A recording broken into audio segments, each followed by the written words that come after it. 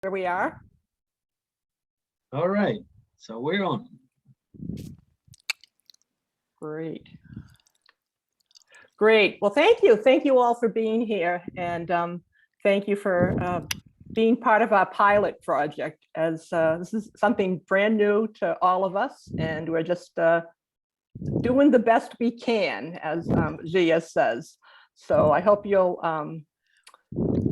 play along with us. You'll let us know how we can make this better for the next group of environmental stewards. Our hope is to create a group of people who will be willing to, stick their neck out a bit and make a difference in the world, and particularly in North Central Massachusetts, where we all live.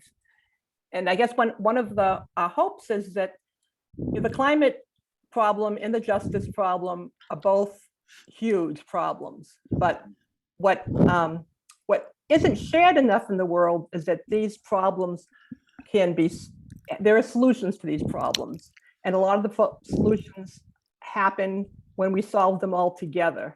So there's something called multi-solving that we'll talk a lot about over the next few weeks. And so think about that. One of my favorite sayings is that it's all inextricably intertwined. Everything's mixed up together. And so over the course of this next few weeks, I'm glad that you're joining us in Journey. And I think we'll just go on to the next slide and figure out where we're from so far. So thank you to those of you that filled out the survey. A quick survey is wanted to get an idea. Next week, we'll have some time to do introductions.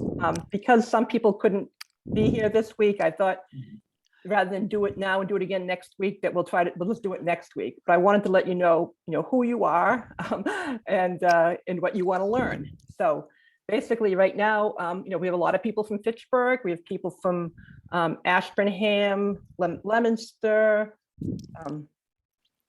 I forget the other towns, actually. It's Clinton, and Gardner. So Harvard. Yeah, Harvard. So we have some good representation.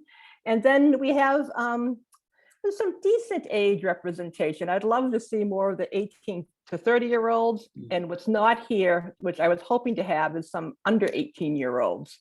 So anyways, as Francisco has told me, the New View keeps their registrations open for the first 2 weeks of the program. So if you like what you hear tonight, if it sounds interesting, please share this, particularly with younger people, because we'd love to make this a multi-generational thing.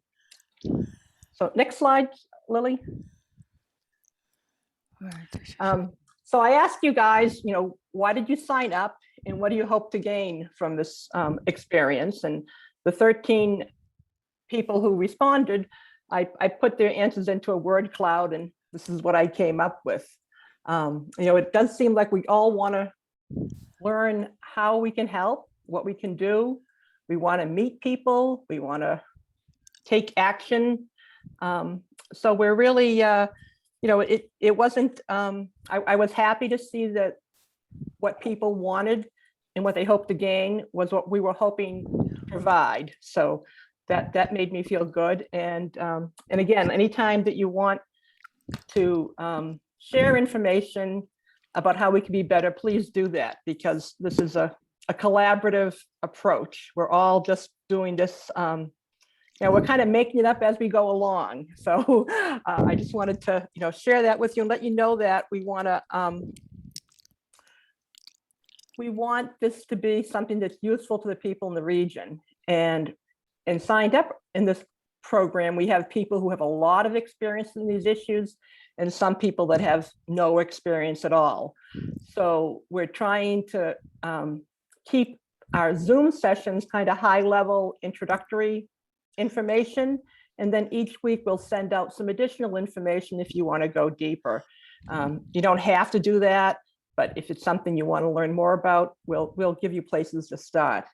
And if you have any ideas on what we can add, please, please add them as well.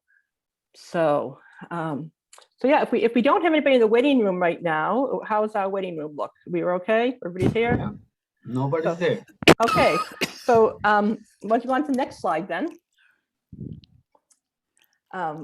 I want to, talk a little bit about land acknowledgement. If we talk about justice, we have to go back to the very beginning, where people have come and taken lands from people, they've taken things from people.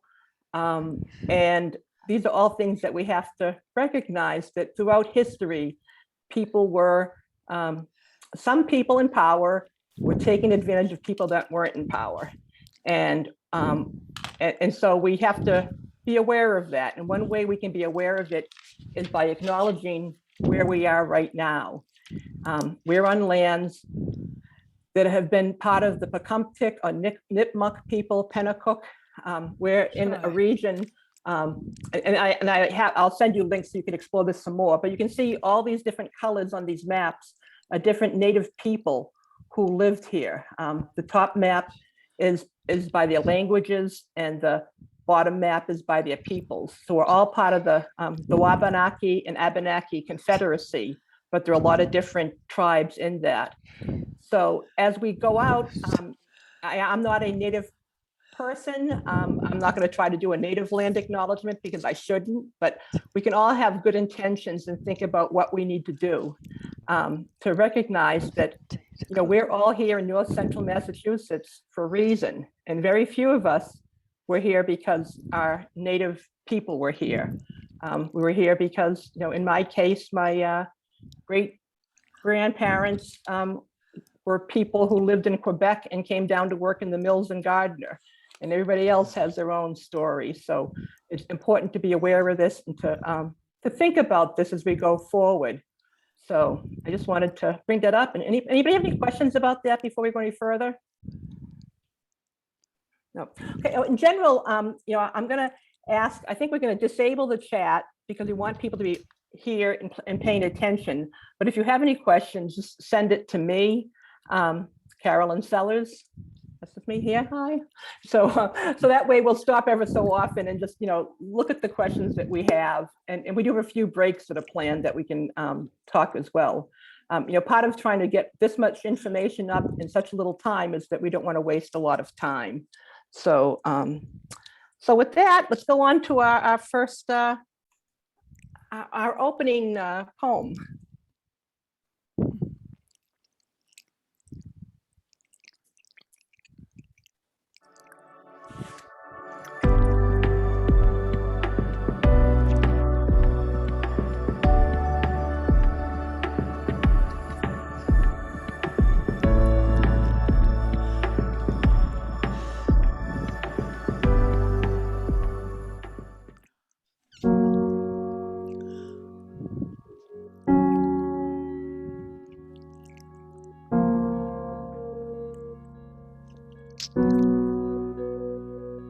On Christmas Eve, 1968, astronaut Bill Anders snapped a photo of the Earth as Apollo 8 orbited the moon. Those three guys were surprised to see from their eyes what a planet looked like an Earthrise, a blue orb hovering over the moon's gray horizon with deep oceans and silver skies. It was our world's first glance at itself, our first chance to see a shared reality, a declared stance, and a commonality, a glimpse into our planet's mirror. And as threats drew nearer, our own urgency became clearer as we realized that we hold nothing dearer than this floating body we all call home. We've known that we're caught in the throes of climactic changes some say will just go away, while some simply pray to survive another day. For it is the obscure, the oppressed, the poor who, when the disaster is declared done, still suffer more than anyone. Climate change is the single greatest challenge of our time. Of this, you're certainly aware. It's saddening, but I cannot spare you from knowing an inconvenient fact, because it's getting the facts straight that gets us to act and not to wait.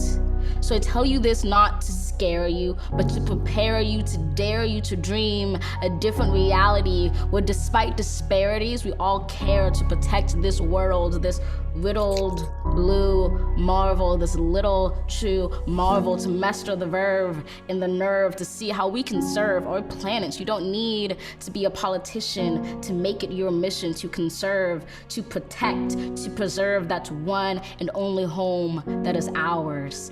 to use your unique power to give next generations the planet they deserve. We are demonstrating, creating, advocating. We heed this inconvenient truth because we need to be anything but lenient with the future of our youth. And while this is a training in sustaining the future of our planet, there is no rehearsal. The time is now, because the reversal of harm and protection of a future so universal should be anything but controversial.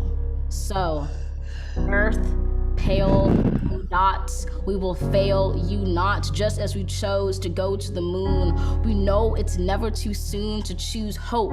We choose to do more than cope with climate change. We choose to end it. We refuse to lose. We do this and more, not because it's very easy or nice, but because it is necessary. Because with every dawn, we carry the weight of the fates of this celestial body orbiting a star. And as heavy as that weight sounded, it doesn't hold us down, but it keeps us grounded, steady, ready, because an environmental movement of this size is simply another form of an Earthrise. To see it, close your eyes, visualize that all of us in this room and outside of these walls or in these halls, all of us change makers, or in a spacecraft floating like a silver raft in space, and we see the face of a planet anew. We relish the view, we witness its round green and brilliant blue, which inspires us to ask deeply, wholly, what can we do? Open your eyes, know the future of this wise planet is right in sight. Right in all of us, trust this earth uprising. All of us bring light to exciting solutions never tried before, for it is our hope that implores us at our uncompromising core to keep rising up for an earth more than worth fighting for.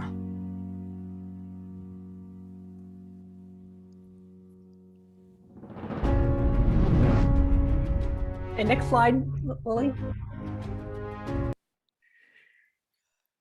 So I think we can maybe stop our recording for a minute and Yep.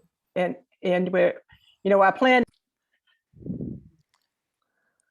So we're going to start talking about what's environmental stewardship, because we're all here. We signed up for something, not knowing exactly what it was, but we took a chance, and I thank you for that. So there are two parts of that. There's the environment part, which is basically the things that are around us. And sometimes people think of an environment as a natural thing, but if you look at the B, it's everything. It's the social, cultural conditions. At first we talked about calling this the Earth Stewards, which was okay, but environmental really kind of pulls in both the built and the natural environment. And even the built environment is natural because humans are natural and we built it. So you're just like a caddisfly will build a shelter around itself.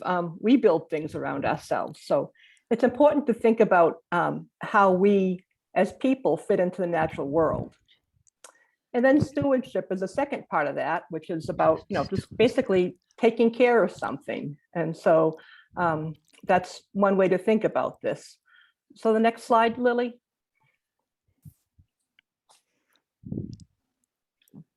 So actually, I went online and said, okay, environmental stewardship, what can we learn about that?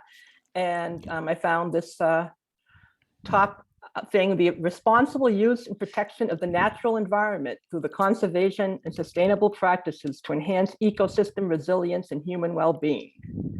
And that was good, except that I thought, well, people don't think of like cities and the lead paint problem as a natural problem, part of the environment. So I went further, and Robert Bullard is considered the father of the environmental justice movement, and we'll be talking a lot more about him in week 3. But I thought he summarized it pretty well. The environment is everything. It's where we live, work, play, go to school, as well as the physical and natural world. And we can't separate the physical environment from the cultural environment. And we have to make sure that justice is integrated into everything that we do.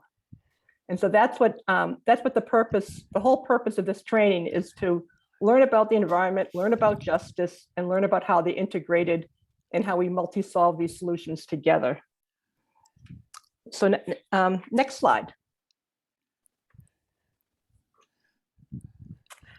So this is the Environmental Stewards program you signed up for. I want just to kind of give us an overview of the whole, what we'll be doing over the next few weeks. Today, we're basically kind of setting the stage. We're going to be setting some norms, like the values of things that we care about, so we can work together. Because whenever you have a bunch of people that don't really know each other getting together, it's always good to say, okay, here are some like common values that we'll share in this group, so that everybody feels safe and supportive, and that we can be collaborative together. So that's what we're doing today. Next week, it's basically Earth Science 101. We'll learn how the Earth works, look about different types of cycles and watersheds, air sheds, the carbon issue. We're going to learn a little bit about climate change and why that's a problem. And we're doing this all in a very basic way. I'll be sharing a children's book that explains climate better than almost anything I've ever seen. And it has pretty pictures in it too, so that's nice. And then we're going to talk about environmental justice in a whole week, and this is a huge topic to cover in 1 week: environmental justice, racism, ethics, and corruption. But it really is all, like I said, intertwined. They're all like some people taking advantage of other people, or some people not valuing other people. So we'll talk about that.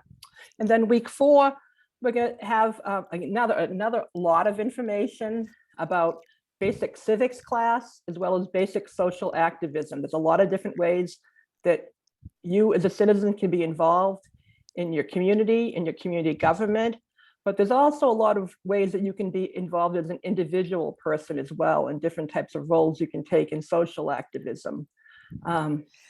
So both of these, and then the next week, we're going to talk about some of the solutions that exist, and some of the frameworks and policies that are multi-solving solutions. And again, a lot of information, but we're going to make it very high level, accessible to people, and we'll have links to everybody to if you want to go deep in any particular one.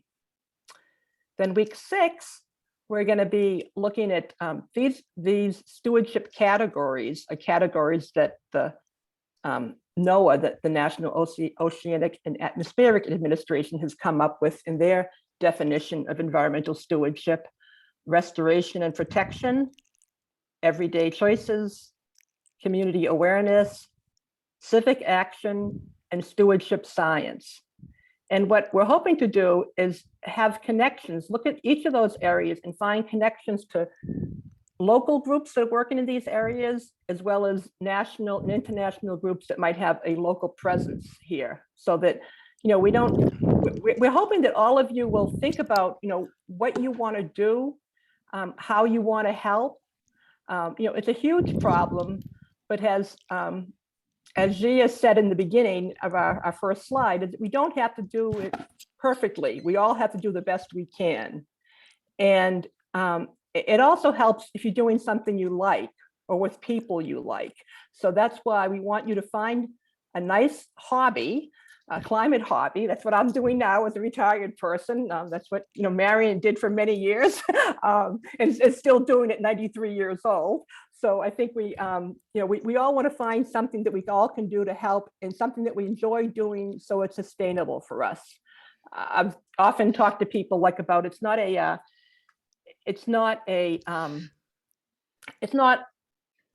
sprint. We're trying to get it done as fast as we can. This is something we're going to have to restart. It's a marathon. It might even be a relay that we're going to have to pass it down to generations. So think about that as as we go forward. So with that, I think we'll go to the next slide. There are 2 areas that I want to talk about. One, before we start this, I want to Project Drawdown is a very impressive organization. This is a lot of us can sometimes get caught feeling that the climate problem is insurmountable. There's nothing we can do about it. It's hopeless, and that's not true. It's one of the things. it's one of the ways that people who don't want things to change keep sharing this message, because they don't want us to work hard. They don't want us to do what we can to make it better. So Project Drawdown is an organization that looks at the point where we've stopped putting carbon into the atmosphere. We're starting to draw down the extra carbon we have. And they have a very accessible Climate Solutions 101. It's a series of like 10-minute videos that we're going to watch one each week for the first 6 weeks, just to introduce you to this, so you'll be ready to be thinking about it. And again, they also have additional information on their website that I'll link you to. So if you want to learn more and go into any deeper, you could spend hours there. And I did during the pandemic, spend hours in some of these places. So that's where I got a lot of this information. So why don't we watch the trailer, Lily? Thank you. Lily is helping me tonight. Thank you. Our water, our food, our air, our health, our security, our economy are all connected to what happens to weather and climate. I'm convinced we actually have the solutions and technologies at our fingertips to get going and solve this problem. So that means that there are going to be new people employed in that sector.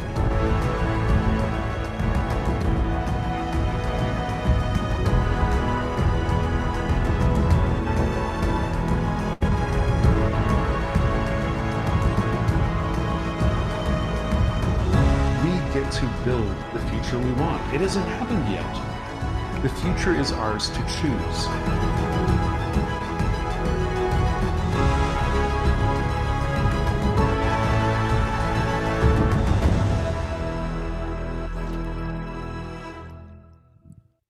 Great, thank you. Next slide. That just kind of gives you an overview of what Project Drawdown is. And we'll be watching the first video tonight, later on tonight. So, and then, you know, I'm grateful that Marion Stoddard, who's here with us tonight on our call. She is the person who was instrumental in getting the National River to be cleaned up. She organized people. She was relentless. She was involved a lot of different people, and she has a lot of great leadership lessons. I think many of you, were part of have seen the Work of 1,000 video, or you're at our walk. I'll give you links to those if you haven't. But Susan Edwards was with us tonight too, as the producer of the Work of 1,000 video. And Susan was gracious enough to offer me the opportunity to use a workbook that was produced as part of the Work of 1,000 work called Commit, it contains information on how to set a vision and get it done.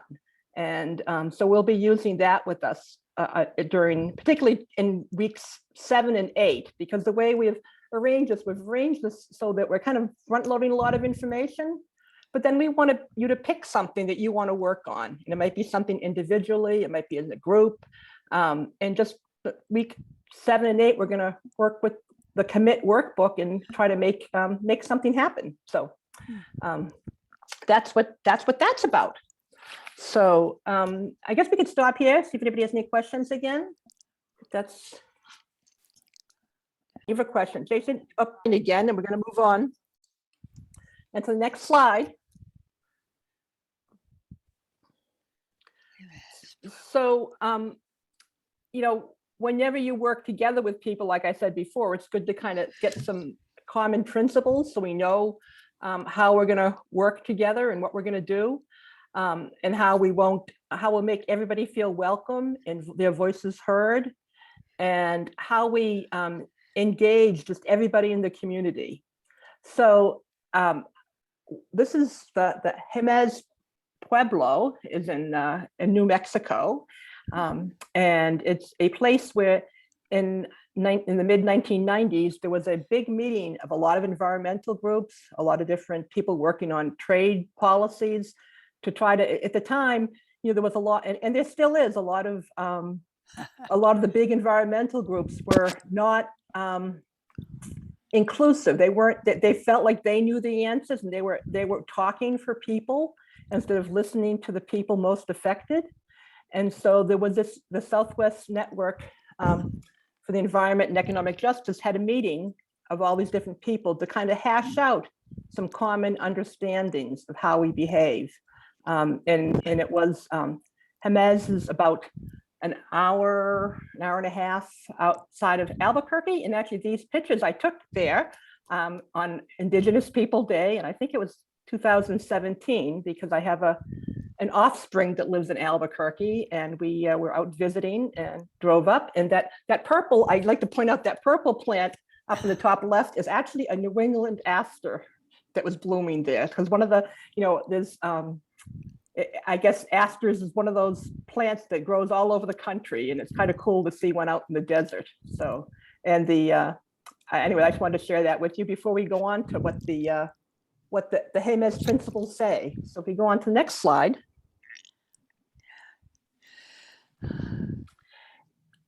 So these are the, and whenever I work with the group, I always like to say, these are the minimum things that I want to work with you on.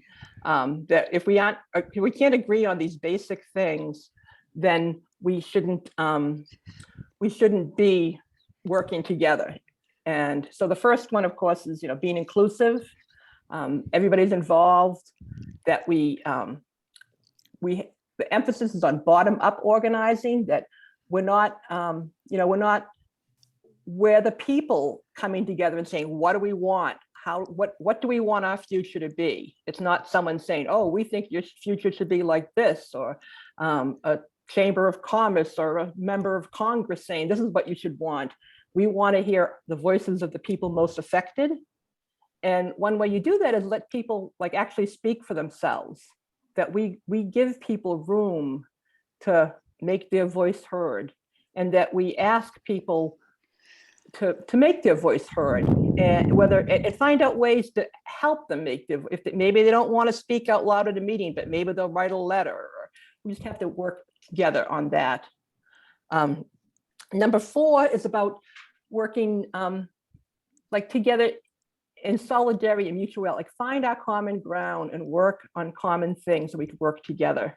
So I think you're seeing some of this right now in the climate movement, that before it seemed like some of the trade unions, electric trade unions were saying, oh, we want to build these power plants, we want to do that. But now there's more talk about how we can work together to multi-solve solutions, that there are jobs for union people, and we're providing affordable energy to people that can't afford it. So those are win-win. Look for the win-wins, and then building the relationships between ourselves, just like we do it.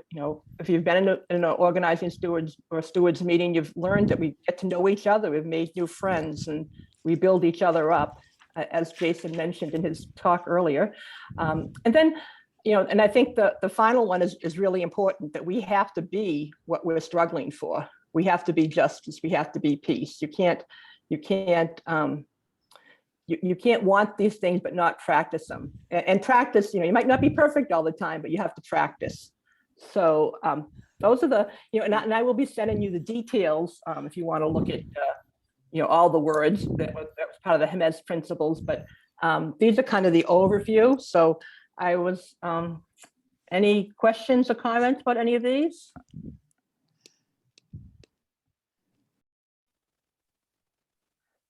So thank you for coming back, and thank you for being here. And I have the honor and the privilege to introduce a person I met last summer during the Organizing Stewards program. And I have not yet met her in person, but I hope to do that soon.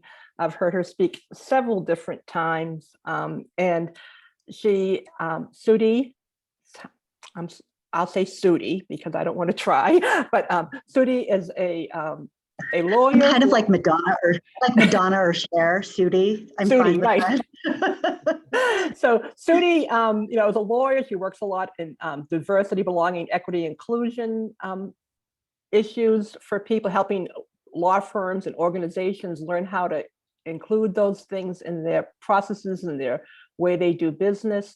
And I have heard her talk about implicit justice. And about a year ago, she and some people in Rutland, Holdland, Princeton area, started the Wachusett Area Social Justice Alliance.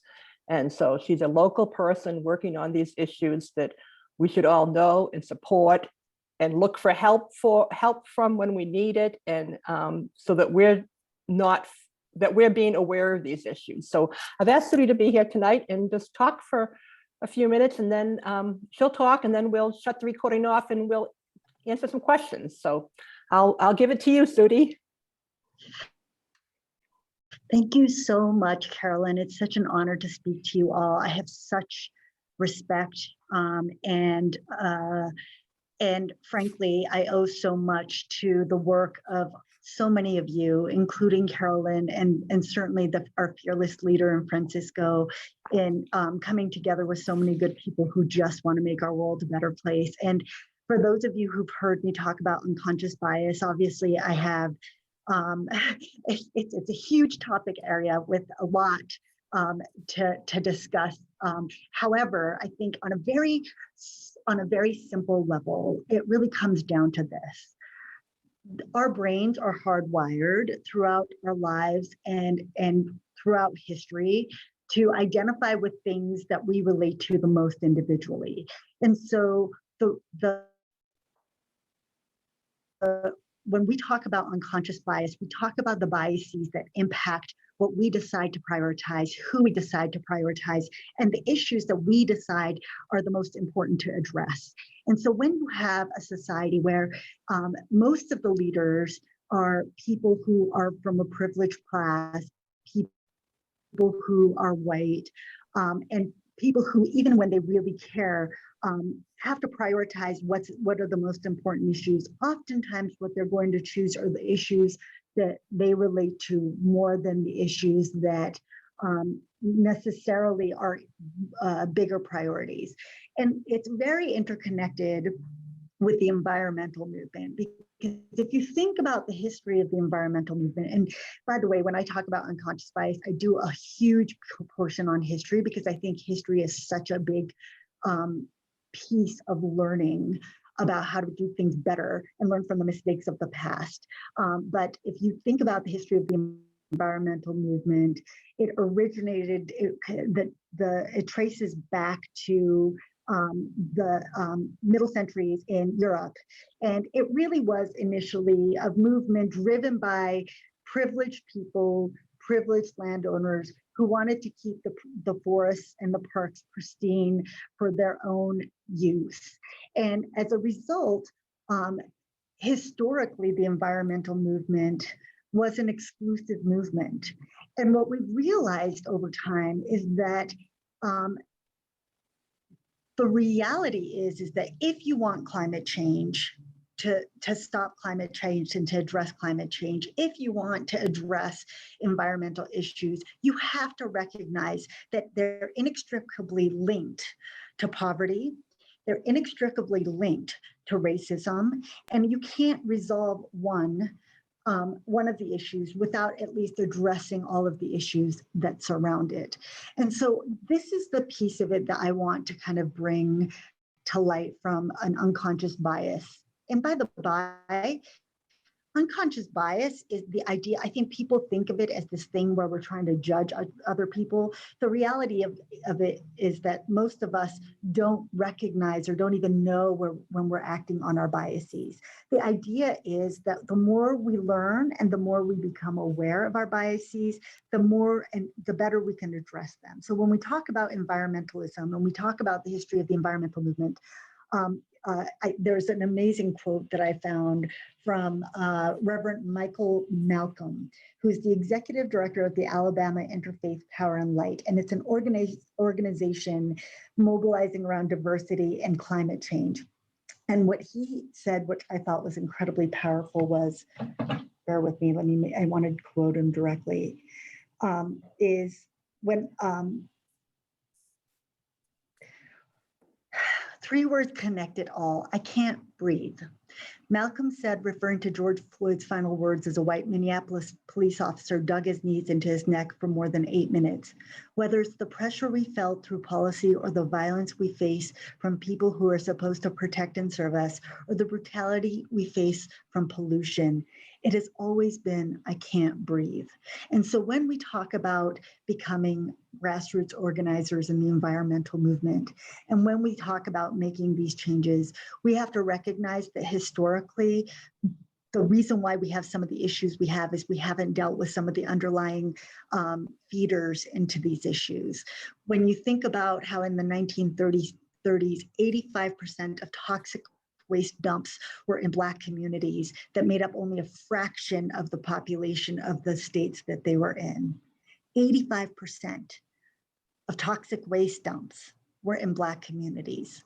When you think about where parks are being built and where asthma is at its highest, when you think about Flint, Michigan, and the water quality issues that predominantly impact people of color and poor neighborhoods, you realize that these aren't issues that we can take bits and pieces off and separate and address separately, because you have to kind of get to the foundation of it. So when we talk about unconscious bias, for the purpose of today's conversation, this unconscious bias that we all carry with us oftentimes limit our ability to recognize that we are linked, that our issues are connected, and that if we want to address these issues and really make change, we have to understand our history. We have to understand who the victims were of these environmental atrocities and why it is that they were selected to be the victims by virtue of the people,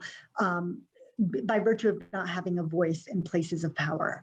And that's the kind of the nuts and bolts of addressing this in a 10-minute presentation is being able to just say to you that it's easy to kind of try to bite off what we can chew off.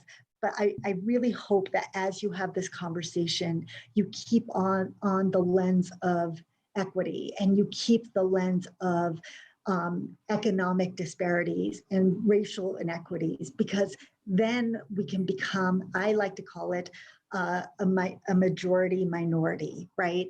We are all these people who care about all these issues, and isolated, we may be a fraction of the population, but together we really are the majority, and we really can affect change if we understand the link between all of these issues and recognize them. When George Floyd said, "I can't breathe," it was so symbolic of so many of these other areas that we all care about. So I think that's kind of what I wanted to address, but I'm absolutely open for questions. Thank you, Sudi. There was a question in the chat about links, inextricable link to capitalism. So To that. Yeah. So I think I'll put my capitalist hat on for a second and say what we don't talk about. There's a difference between capitalism and unbridled capitalism. And I've read some books about, there's a book about the gardens of democracy. There are basically in the early days of capitalism, we had restraints, we had regulations. In the last 40 years, there's been a motion to remove all those regulations and restraints. And so it might not be that capitalism itself is bad, it might be unbridled capitalism is bad. So something to think about. There's this notion of I think one of the best sayings ever is an ounce of prevention is a pound of cure. And I think you can remove all the regulations you want, but the damage that you're causing is going to cost you so much more on the other end. And if you can kind of do the math, right? Think 10 steps ahead before you remove these things, then you could recognize that. But most people who are running for office or who are more obsessed with power than they are with improving their community, they're not thinking ahead, they're thinking to the next election. And that's part of the issue that we've created. I know Hal has his hand up. We had a lot of problem with the other type of golden rule in our country of he who has the gold makes all the rules. Yeah. Those that have the quote power. Right. Amen to that too. Yeah. Sadly, that's true. Yeah. Yep. Barbara. I was going to say that sometimes I think Barbara has something. Yeah. So sometimes I feel like things evolve so quickly that you can't even put regulations in place because we don't know how it's going to impact anything. Like a recent example I'm thinking of is like Airbnb happened so quickly that it's really great for like rural communities to help them get extra cash, or for like a widower in Cambridge who needs help paying her mortgage because her taxes are through the roof and she's like a second, third generation Cambridge person living there. But then when you have, you know, in Venice, in Edinburgh, in all of these other major cities, there's who could have anticipated people, investors just buying up apartments to rent out to people. Like now there's like people living and camping in like Edinburgh and stuff in the months of like May, June, July, and August or whatever, because their leases are only for however many months, 8 months long. And like, how do we get ahead of that? Like, how do we even anticipate that? And to the point of like it being not like just as far as like racial discrimination and all this other stuff, so many people are trying to just literally survive that they can't even think of this stuff. And I feel like, to go back to unbridled capitalism, that's by design. And now I'm going to get off my soapbox. Yeah, but I think what you're saying is so spot on in that you're right. You know, we only have a bandwidth yay big, right? We all have so much riding on our shoulders. But I think what we're not doing in terms of our advocacy is that we're not efficiently advocating, right? I think if we were to band together, and I truly believe this, right? Like it's kind of this notion of, you know, what if we carry each other, right? And every once in a while, if one of our hands gets tired, we're allowed to rest because there are other people carrying that burden, then we're working together to move forward. I think what happens is that, especially, I mean, it's kind of the survival of the fittest mode. We're so individualistic in our approach to so many of these issues that it's almost like, well, this is my issue. Your issue is your issue. And one of the things that when Carolyn brought up the principles early, a few minutes ago, one of the things that really kind of struck me is that if we kind of step outside of our comfort zone and our own biases as to what the priority is, and recognize that all of these priorities, depending on what we're dealing with at a given moment, should be all of our priorities, then it's no longer this issue of, I need to do a GoFundMe because I have serious medical expenses. It's now we're a standing force together. And we're going to say it's not okay to have a healthcare system where I have a job and I have insurance and I still have to do a GoFundMe for my medical expenses, you know, when the things are at their worst. And so I really feel like this is where the organizing stewards has this amazing principle, right? The idea of coming together and holding hands and recognizing that maybe I don't understand climate change as deeply as I do racism, but I can learn and you can learn from me and we can learn from each other and recognize that all of them are interconnected and together we are a power force that cannot be reckoned with. And I think that's the way that we have to approach it is, it may not be my issue. I may not be dealing with poverty right now, or I may not be hungry right now, but it's not okay for me that my neighbor is. And I think that's what we're trying to do. This is where organization comes into play. And this is where we need to get rid of our biases or at least address them so that we can say, I see beyond whatever it is that I prioritized, and I can also see why you prioritize what you prioritized. I agree. I also think it's hard because like, I feel like our country was like, our founding fathers were kind of like the F you, I got mine kind of people. And like, I feel like that is just so pervasive and I lose sleep over stuff like that. Like right.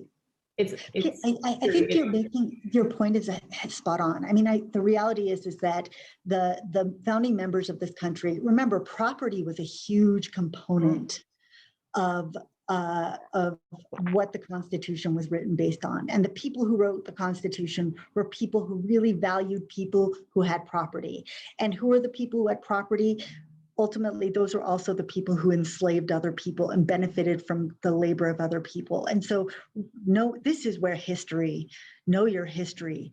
History is incredibly powerful, and not the one we learned in school, because none of it's really thorough or accurate, but really kind of going out of your way to recognizing that there's more to the story than we've been told, and coming up with your own conclusions. I think another thing for us to think about is that, that the past doesn't define the future, and I think that's one of the messages we get, out of the Earthrise poem that Amanda read. It's we, and out of the climate, the drawdown information, we can define what the future is. So we can say, we can leave this. We're going to talk about this later, about leaving, what stories you want to bring with us, what ones you want to leave behind. And so maybe that's something for us to think about too. Also, Absolutely. a lot of the property owners and whatnot that were bigger in power when they were signing the Constitution, a lot of them ended up losing their property and losing their positions because of it. And our country still survives. Mm-hmm. Right. Yeah. So. Exactly. All right. Well, thank you, Sudi. I appreciate you spending your vacation time with us too. So. An absolute pleasure. And It's lovely to see this amazing group of people, and it was an honor to be able to chat with you all. I'm going to hang out for a few minutes. Oh, sure, please do. Yeah. So thank you. So we'll go back to our slideshow, because the second part of our work here is we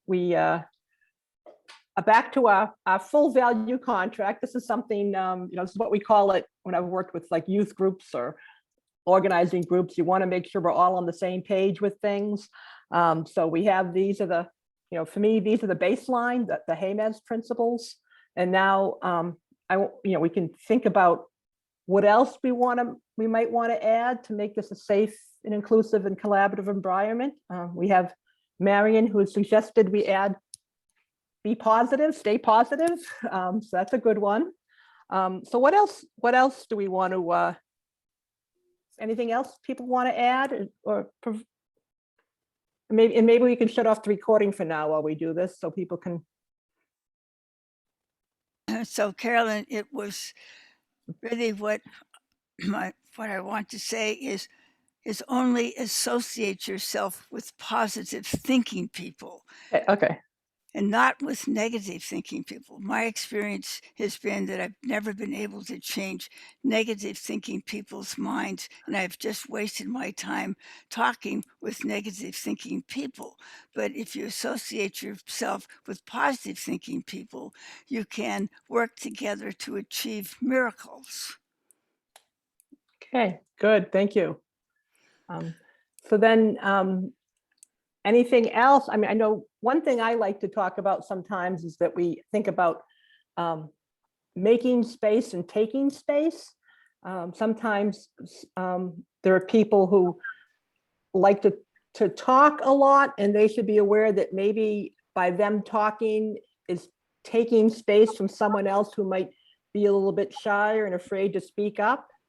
And then again, people who are shyer, we might ask you to take space, like make your space and say what you want to say when it's important. So that's one that I like to include.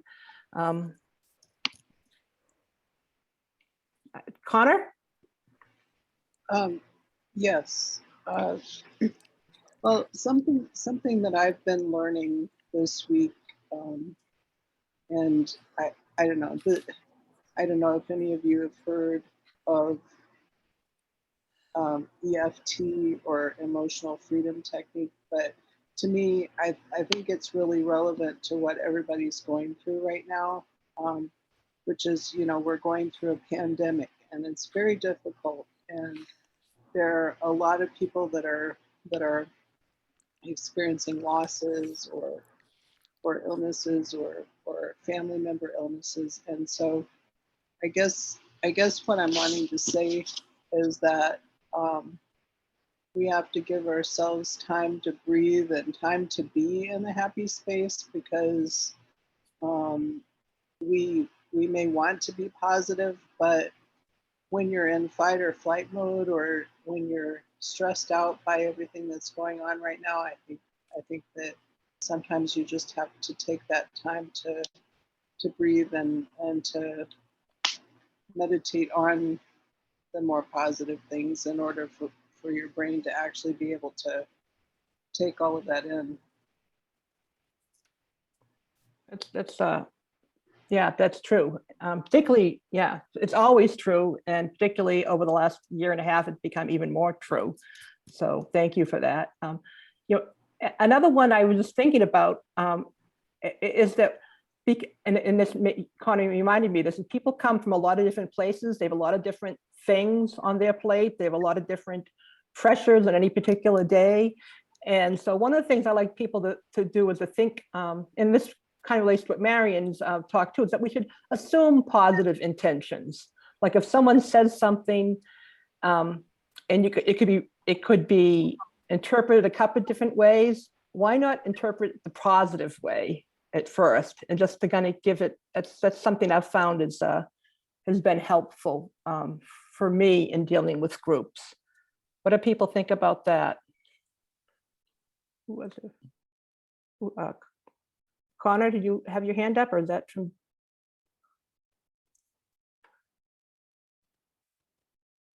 No, I didn't, sorry. Okay, all right, no,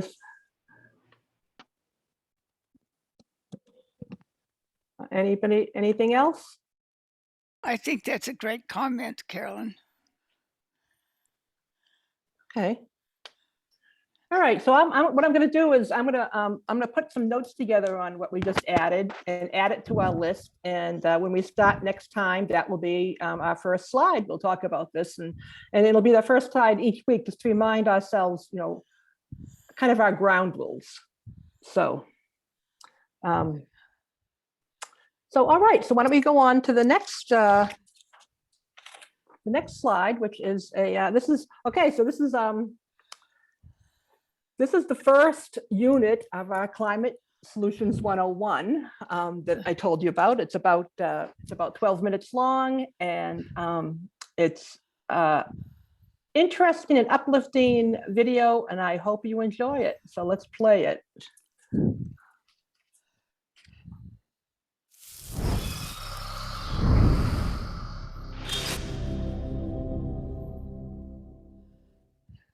So welcome to Climate Solutions 101. We're going to get started to think about how we're going to address climate change and how we're going to solve one of the world's biggest problems. We want to set the stage and understand how this moment in human history, this moment of climate change and climate solutions, got started in the first place.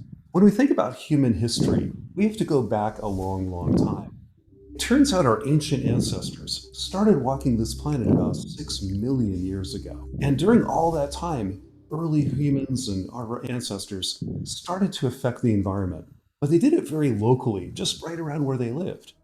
But something really changed in the last century, especially the last 50 years or so. We began to change the entire planet all at once in several different ways. Well, one of the things that happened, of course, is there are a lot more people on the planet. We're now over 7.5 billion people walking the Earth today and climbing. We also, for the first time in history, became an urban species. Over half the people on Earth now live in a city. That's never happened before. We also formed a global economy that is powered by technology and international trade, and has been growing faster than ever. In fact, if you look at the last 50 years, we see about a doubling of global population. The economy globally grew between 5 and 6-fold. So think about that, twice as many people doing almost 6 times more stuff. We then use about 3 times more food, twice as much water, and 3 times more fossil fuels than we did back in 1970. In the last 50 years, we have changed more than the previous 6 million years. In a way, it's kind of an inflection point. It's when everything's changing. Even the way we're changing is changing right now. And unfortunately, this change in us is also changing the planet in ways that are incredibly disruptive. Some of these changes you can see by just looking out the window. They're obvious. They're really right in front of you. For example, when we cut down a forest, we go in with chainsaws and bulldozers and set things on fire. You obviously can see that. And we're doing a lot of it. If we look at the Earth from outer space, we can see forest with a satellite. Here's a picture of a pretty remote part of the Amazon in Bolivia in the 1970s. And if you look carefully, there's a little dirt road running right through the middle of that forest. The very first clearings, just starting in 1975. But if we go back here about 25 years later, the whole area has been radically transformed into soybean fields. And those soybeans are being shipped all the way to China to be used as animal feed. So a global economy connecting the Amazon to Chinese pigs is clearing rainforest in a remote part of the world. And this is happening everywhere. In fact, we're seeing so far about 30% of all the tropical forests on Earth have been lost, and a lot of that in the last few decades. We also see how agriculture, just farming, is changing the world. We usually think of farming on a small scale, like an individual farmer's field. We can walk through it, we can pull up a carrot, we can look at the cows and all this kind of thing. But agriculture is now a global force. Again, if we look at it from satellite, the Earth is covered in agriculture. This map shows in green the areas where we grow our crops. That includes the plants we eat, of course, but also the plants we feed to animals, and some we feed to cars in the form of biofuels. The brown areas are where we actually raise the remaining animals, our pastures and rangelands. And if you put it all together, agriculture now covers over a third, between 35 and 40%, of all the land on the planet. It is now the largest ecosystem on Earth, and that's incredible. So we've changed forests, we've changed the world through agriculture, and we're also changing the nature of water across the planet. We're a pretty thirsty species. We use a lot of water on this planet for our homes, to drink, and we use water in industry. And we use most of our water, though, in agriculture. About 70% of the water we take out of nature is used for just one thing: irrigation. Let me show you how that can affect the world, though. Here's a picture of the Aral Sea from the late 1960s. This is a satellite picture showing one of the world's largest inland bodies of water in the middle of Central Asia in Kazakhstan and Uzbekistan. But the Soviet Union in the 60s and 70s diverted the rivers that would feed the Aral Sea. Instead, they sent that water over into the deserts of Kazakhstan to grow cotton in the middle of the desert. And this is what happened. It shut off the water supply of one of the world's great inland seas, and it disappeared. And this is not just unique to Central Asia. This kind of overuse of water resources is happening in California. It's happening in the Midwest, in the Great Plains, in our Ogallala Aquifer. It happens in North Africa. It happens in Australia. It happens in China, and everywhere. In fact, our thirst for water has massively disrupted water resources and ecosystems across the globe. So these changes we've seen in like forest and land and water, they're just plain as day. We can see them, we can photograph them, they're right in front of us. But some other changes happening to the planet were initially a little bit more subtle, especially changes to our atmosphere and to the climate of our planet. This story actually begins more or less in the 1800s. Starting back then, we began activities, especially the burning of fossil fuels and the explosion of agriculture, that started to change the nature of our atmosphere. For example, we saw that CO2 levels, one of the major so-called greenhouse gases, started to increase from the 1800s till about now. And it's so far increased by about 50%. And today, greenhouse gas levels are higher than they've been for 3 to 5 million years. We've never seen something like this in any time in human existence. And later I'll talk about this, how greenhouse gases going up causes the temperature of the planet to go up. And while the greenhouse gases like CO2 have risen, so have the temperatures of our planet. In fact, the temperature of our planet is warmed by about 1 degree Celsius already. Initially, that was a little subtle, maybe as a half a degree or 6/10 of a degree and so on, and we could argue whether this was happening or not. But today, it is plain as day that we have changed the temperature of our planet, and it's getting warmer faster all the time. We're seeing the effects of a warmer planet almost everywhere we look. One of the early signs was looking at our glaciers. Here in Alaska, we have the Muir Glacier, which now has to be relabeled Muir Lake. We also see in South America, on the other side of the world, how glaciers in Patagonia and South America are melting, forming large lakes as well. Perhaps most disturbingly, though, is changes to an entire ocean. We're seeing how the Arctic Ocean which is usually covered in sea ice year-round, has been melting year by year by year. Here in the 1980s, we see when sea ice is at its kind of minimum in late summer, early fall. But by the early 2010s, we see a massive reduction in sea ice, which continues to this day. And soon, maybe within a decade or so, we'll have the first ice-free Arctic months in all of recent geologic time. And we're seeing a planet radically transformed by our actions. And again, this all became possible in the last 50 years or so. Scientists often call this period of time the Great Acceleration, when everything started to take off. We see population change, urbanization, globalization, and then we started clearing ecosystems like forest, and we built up more and more farms around the world. We started building huge dams and using more and more water than ever before. We also use more fertilizers and more chemicals, especially in agriculture and industry, and those change the nature of water, even at the scale of our oceans. And then, of course, we're farming the oceans. We're harvesting more fish than ever and doing what we call aquaculture, or fish farms, on a scale unlike anything we've ever seen. But the really scary big thing that's happening, of course, is climate change. Our use of energy, our clearing of land, and a few other things have changed the nature of the entire atmosphere forever. And those changes are going to make the planet warmer. And if we keep going, it's going to be a massive disruption to everything on the planet. Not just the thermometers, not just the polar bears, but us. In fact, climate change has the potential to hurt the most vulnerable people among us, people living right on the edge of poverty or food security or having fresh water or good, safe places to live. Climate change is going to put a huge burden on future generations, people who didn't emit anything. They're not even born yet. And yet we could be leaving a giant mess on their doorstep that could last for centuries or thousands of years. Now, I wouldn't blame you one bit if you took all of this information in and said, this looks really grim, and maybe it's even hopeless.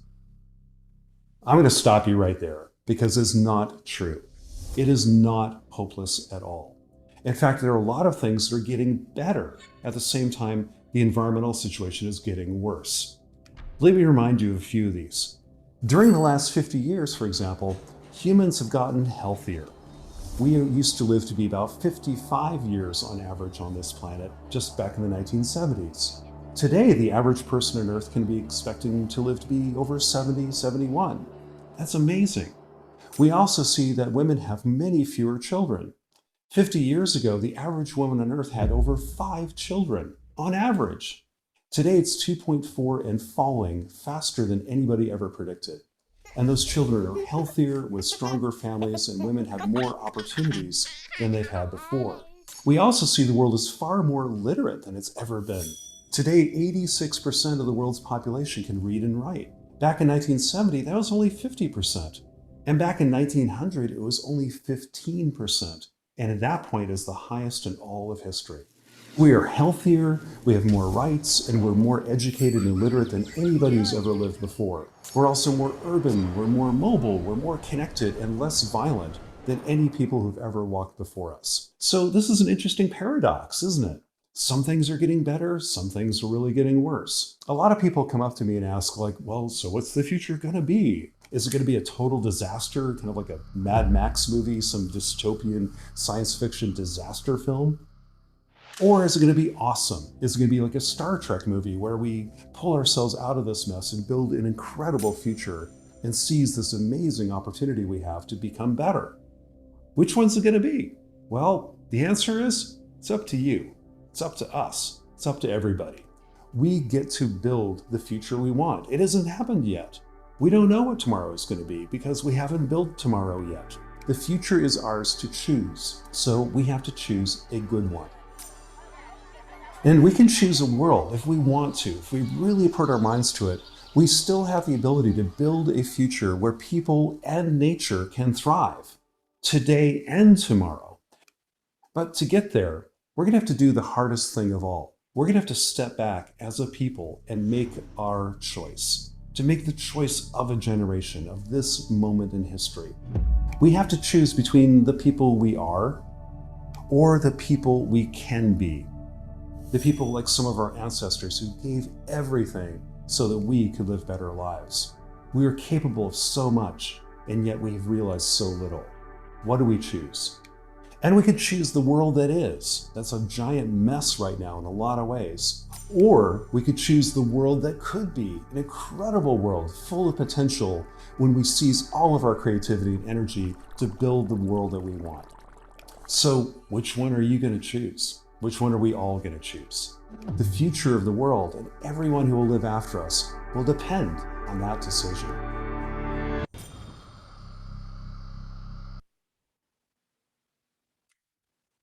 Okay, so so maybe we can shut off the recording for a couple minutes and you can.